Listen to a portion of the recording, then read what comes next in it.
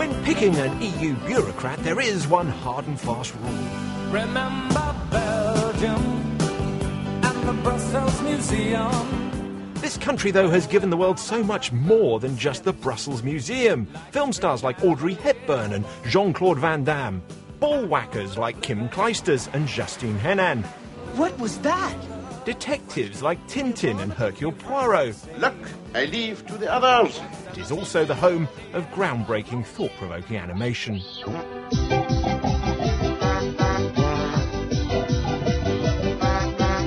With apologies to that famous Belgian artist René Magritte, tonight we get to know the man who could eclipse them all. One problem, though, no one seems sure how to pronounce his name.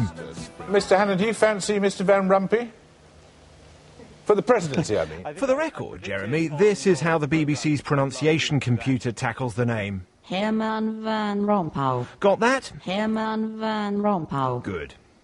So let's crack open a Belgian beer, open a lovely box of Belgian chocolates and consider what we know about this man. Well, he's been PM in Belgium for just under a year, but is already credited with arresting the country's political disintegration.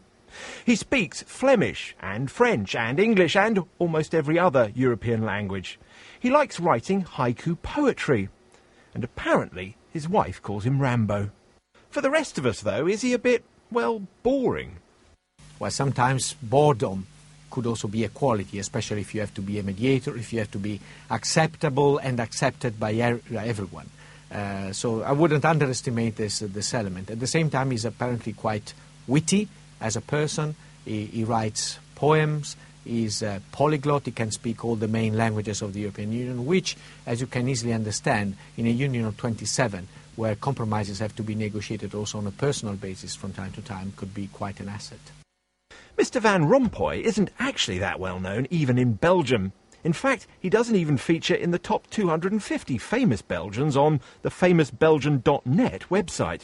And that could be a bit of a problem, given what our own Foreign Secretary has said about the kind of person needed to become EU President. This is a time when a strong European voice is more needed than ever. It's not a time for shy and retiring violets.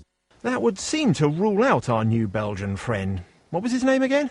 Herman Van Rompuy.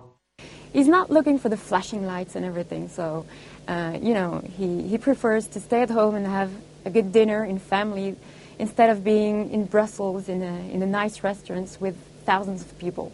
So, yeah, he's quite discreet.